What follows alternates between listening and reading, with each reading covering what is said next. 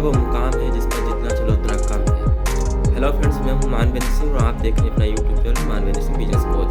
यहाँ पर आपको बिजनेस से जुड़ी जानकारी मिलती है और बेहद अच्छी स्टोरी मिलती है। आज भी हम एक ऐसी स्टोरी लाए हैं जो काफ़ी इंस्पायरिंग है और आपको सुननी भी चाहिए।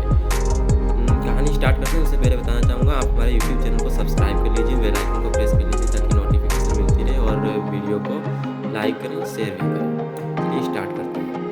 एक गांव था जिसमें एक लड़का रहता था जिसकी उम्र 15 साल थी और वो पढ़ाई के साथ साथ खेती भी करता था जिससे उसका गुजारा चल रहा था। उस लड़के ने एक दिन सोचा कि जो खेती से मिलता है वो साल या 6 महीने में मिलता है, क्यों ना कुछ ऐसा किया जाए जिससे रोज का पैसा भी आए और फीस भी निपट जाएगी और अपना काम भी चलता रहेगा। खेती का जो पैसा है वो खेती में लगेगा, उससे खेती रहेगी। तो उसने एक दिन ये सोचा कि क्यों ना हम बिजनेस में आए। तो बिजनेस के लिए उसकी ऐसी स्थिति नहीं थी कि वो बिजनेस कर पाता, उसके पास अपना पैसा नहीं था, इसलिए उसने एक ऐसी कंपनी में पहले काम किया जो पहले से कंपनी बनी हुई थी जिसमें ज़रूरत थी। एसोसिएट जो कंपनी अपने बना रही थी उसमें उसने जुड़कर काम किया और उसमें काफ़ी अच्छा काम किया, लेकिन उसने जो काम किया उसके हिसाब से उसने मेहनत भी काफ़ी की, लेकिन उसे रिजल्ट नहीं मिल पाया, उसे उतना पैसा नहीं मिल पाया। उसने जो पैसा लगाया था वो अभी निकालना मुश्किल हो गया, इसीलिए उसने 1 साल धीरे धीरे गुजारा क्योंकि उसे मोटिवेट करते रहे कंपनी वाले।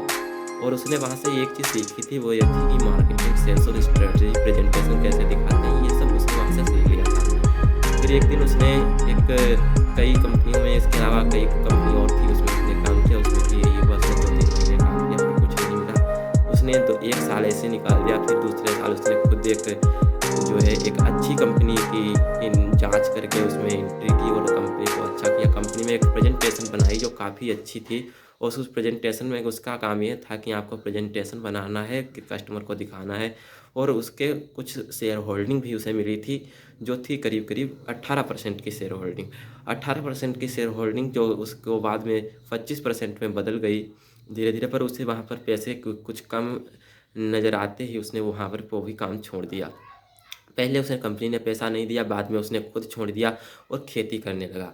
5 साल बाद जब वो काफ़ी बड़ा भी हो गया था तब उसने देखा, एक दिन उसके पास एक नोटिफिकेशन आता है और जो कहता है कि आप अगर जो प्रेजेंटेशन आपने 5 साल पहले बनाई थी वो कंपनी आज अमेरिका की कंपनियों ने ख़रीद ली है, और अगर आप इसे बनाते हैं, इस कंपनी को प्रेजेंटेशन और बनाते हैं और हमें अमेरिका भेजते हैं तो आपको हम 30% की शेयर होल्डिंग प्रोवाइड कराएंगे और 30% शेयर होल्डिंग कंपनी का मालिक बनाएंगे।